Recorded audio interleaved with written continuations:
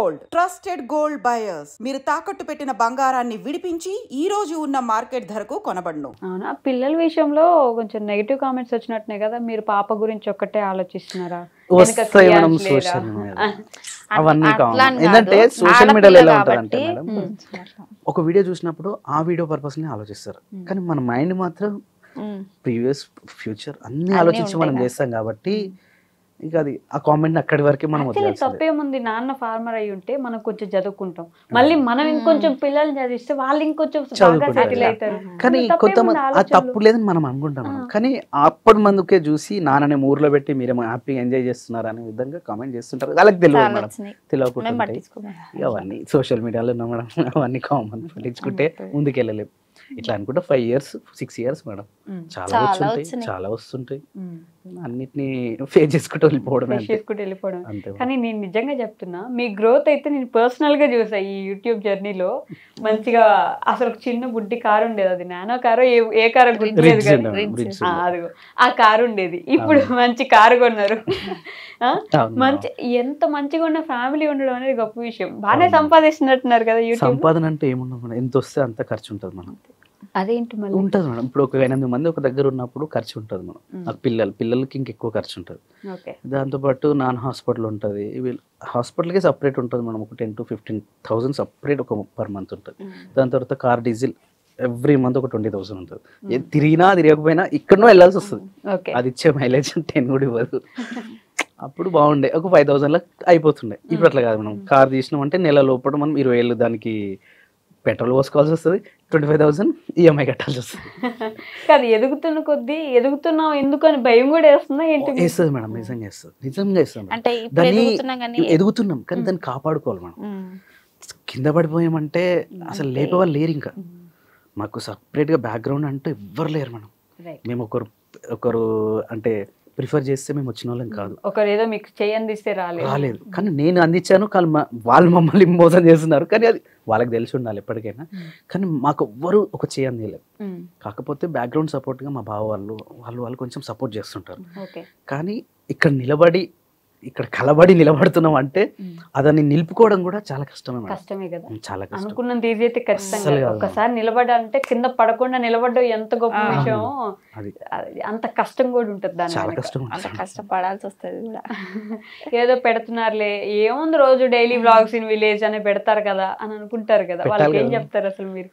అది అంటే తెలియని వాళ్ళు అంటారు, వాళ్ళకి చెప్పాల్సిన అవసరం కూడా లేదనిపిస్తుంది నాకు, ఎందుకంటే వాళ్ళు తెలియకుండా కామెంట్ చేస్తారు కాబట్టి వాళ్ళు చేయలేరు. ఇది ఇప్పుడు మార్నింగ్ 10:30కి ఒక వీడియో సీరియల్లా వెళ్ళిపోవాలి, లేకపోతే నా పబ్లిక్లో నా నెంబర్ ఉంటుంది, మా ఇంటితో అడ్రస్తో సహా మ్యాప్తో సహా మా ఇల్లు ఉంటుంది. మనం అక్కడ కొమరవెల్లి వెళ్ళేవాళ్ళు, అక్కడ సిద్దిపేట కరీంనగర్ ఆ హైవే వెళ్ళేవాళ్ళు మళ్ళీ రిటర్న్ వస్తున్నారు, మా ఇంటికి వస్తారు.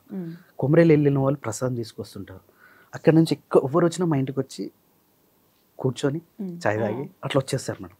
అంటే పబ్లిక్లో నేను ఉన్నాను, సో వీళ్ళు కామెంట్ చేస్తుంటారు చూసారు, వాళ్ళకి తెలియదు ఇక అంతే, వాళ్ళ గురించి ఎక్కువ ఆలోచించడం, ఎక్కువ వాళ్ళు మన కోసం ఆలోచించి ఆడదాకా వచ్చి కామెంట్ పెడుతున్నారంటే వాళ్ళకి ఎంత పని, మన కోసం వచ్చినారంటే గొప్ప అనుకోవాలి. నేను అనుకుంటా అంటే జస్ట్ ఫోన్ చేస్తే ఆ నెంబర్ చూసుకొని వాళ్ళని దాంట్లో టైప్ చేసుకొని కాల్ చేయడం అనేది టైం ఇస్తున్నారు చూసినా, అదే నేను గ్రేట్ అనుకుంటా. అలాంటిది ఇంటికి వచ్చి మాతో కలిసి మాట్లాడి కొంచెం మాకు కూడా మోటివేట్ చేసి మీరు చాలా బాగుంటారు ఇట్లా అని ఇట్లా, ఇక అప్పుడు మోటివేట్ చేస్తున్నాం, చాలా హ్యాపీ అనిపిస్తుంది మేడం. చాలా మంది వస్తుంటారు కదా, మంచిగా అనిపిస్తుంది అప్పుడు.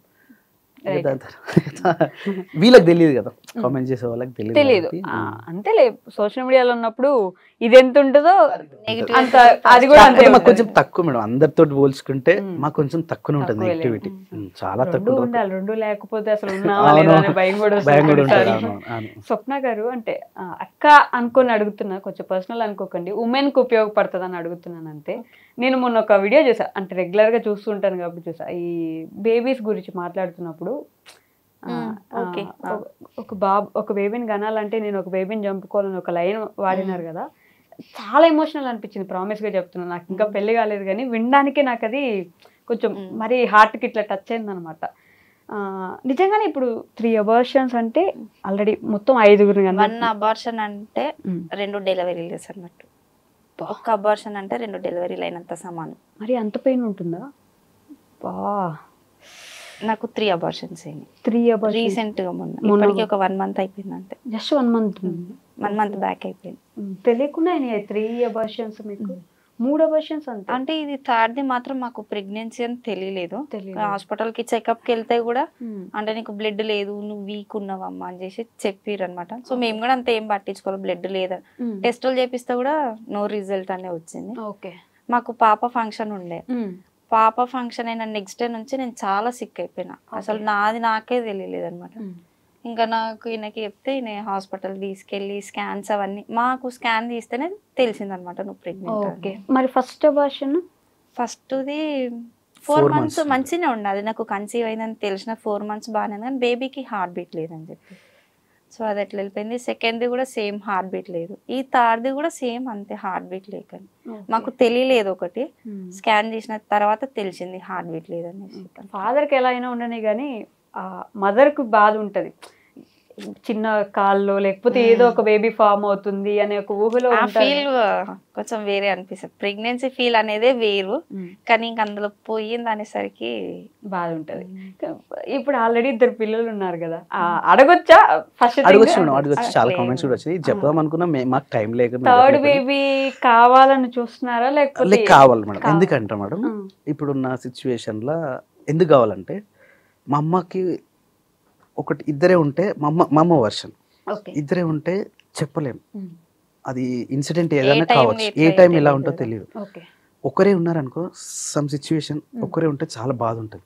3 ఉన్నారనుకో మనం అనొద్దు, కానీ ఆ సిచ్యువేషన్ ఆ ఇన్సిడెంట్లో ఒకరు ఉన్నా కూడా ఇంకిద్దరు ఉంటారు. అది మా అమ్మ చెప్పేది. అట్లా అని మేము కూడా అట్లా 3 అనుకున్నాము. కానీ పోషణ అనేది ఇప్పుడు చాలా కష్టం. కాకపోతే మా అమ్మ ఎట్లా పోషించగలిగిందో మేము ఆ మాత్రం పోషించగలుగుతామేమో అని మేము అనుకుంటున్నాం. మీ మమ్మీ అంటే వీరనారు అయి ఉంటారండి. అప్పటి రోజులు వేరు, ఇప్పుడు రోజు అంటే నేను క్వశ్చన్ చేయట్లేదు, మీ ఇష్టం. నేను జస్ట్ చెప్తున్నాను ఏంటంటే అప్పటి రోజుల్లో అమ్మ వాళ్ళు నిజంగా ఇప్పటికి ఆశ్చర్యమే, అసలు ఎట్లా పెంచినారు అంతమంది పిల్లల్ని, అసలు డబ్బులు ఏడికెళ్ళి వచ్చేవి, ఏం చేసినారని. ఇప్పుడు మనం ఒక బాబుని స్కూల్లో జస్ట్ ఫస్ట్ క్లాస్కి ఇస్తే 30,000, సెకండ్ క్లాస్ 50,000, ఇంకొక క్లాస్ పెరిగితే డబ్బులు పెరుగుతున్నాయి కదా. అంటే అదొక ఆలోచన. వాళ్ళు అడిగేదంటే మీకు ఖచ్చితంగా వస్తుంది కదా. ఇక్కడ నాకు ఒక సేఫ్ ఏంటంటే మేడం, నేను ఈ సోషల్ మీడియాలో ఉండకున్నా కూడా నాకు ఒక ప్రైవేట్ గా, నా పర్సనల్ గా కొన్ని పరిచయాలు ఎక్కువ ఉంటాయి మేడం. ఇప్పుడు నా లైఫ్ లో కూడా పరిచయాలు ఎక్కువ. నేను చిన్నప్పటి నుంచి కూడా పరిచయాలు ఎక్కువ. సో స్కూల్స్, మా ఫ్రెండ్స్ స్కూల్స్, కాలేజెస్, ఇక్కడ ప్రిన్సిపల్ లెవెల్స్ వరకు నాకు ఆల్మోస్ట్ క్లోజ్ ఉంటుంది, టచ్ లో ఉంటుంది, క్లోజ్ లో ఉంటారు. ఇప్పుడు మా పాప స్కూల్ కూడా నా ఫ్రెండ్స్, మా ఫ్రెండ్స్ అట్లే చాలా క్లోజ్ గా ఉంటారు, మంచి ఫ్యామిలీ రిలేషన్ లో ఉంటారు, కలుస్తారు. అన్నట్టు నలుగురితో పరిచయాలు చాలా ఇంపార్టెంట్, చాలా ఉంటాయి మేడం. నాకు నేను ఉండేది హైదరాబాద్ అయినా కూడా ఇక్కడ వరకు కూడా నాకు పరిచయాలు ఉంటాయి మేడం. ఉంటాయి కాబట్టి అంత రిస్క్ ఏమో అనిపించదు నాకు. ఎక్కడ పోయినా నాకు ఒక సర్కిల్ ఉంటాను. ఇక్కడనే కదా, నేను మొన్న అరుణాచలం వెళ్ళినా, అక్కడ కూడా ఒక సర్కిల్ ఉంటుంది. అంటే తిరుపతి వెళ్ళినా, ఎక్కడ వెళ్ళినా, మహారాష్ట్ర వెళ్ళినా, ఎక్కడ వెళ్ళినా కూడా ఒక సర్కిల్ అనేది నాకు ఉంటుంది.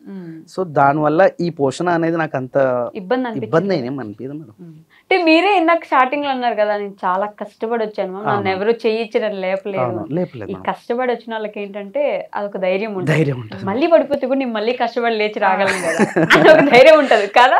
పడిపోకూడదు మేడం, అస్సలు పడిపోకూడదు. ఎందుకంటే ఇదంతా నిర్మించుకున్నాం మేడం, ఇది ఒక్కొక్క ఇటుక పెట్టి మనం నిర్మించుకున్నాం.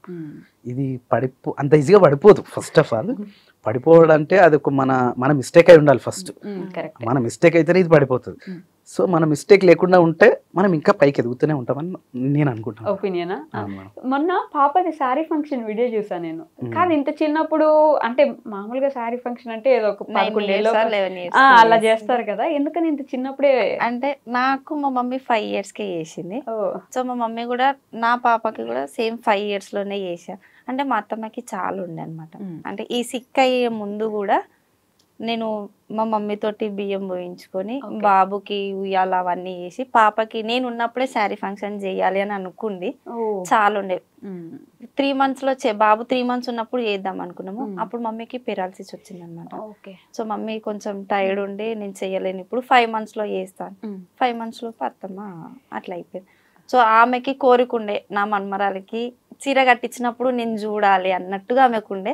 సో ఆమె లేనందుకు ఆమె కోరిక నేను నెరవేర్చాలని చెప్పి ఎన్ని డబ్బులైనా నో ప్రాబ్లం. ఆమె పైన ఉన్నా కానీ అరే నేను లేకున్నా మా మన్మరాలకి నా కొడుకు కోడలు ఇట్లా చేసిర్రు అని ఆమె కూడా హ్యాపీగా ఫీల్ అవ్వాలని చెప్పేసి మేము ఏడ కాంప్రమైజ్ కాలేదు మేమైతే పాప విషయంలో. పోనీ అన్నట్టుగా అన్నిటికీ చేసేసాం. అట్లా 5 years లో చేయాలనుకున్నాం. అత్తమ్మకు కూడా ఉండే అనమాట 5 years లో. సో చేయించేసినాం.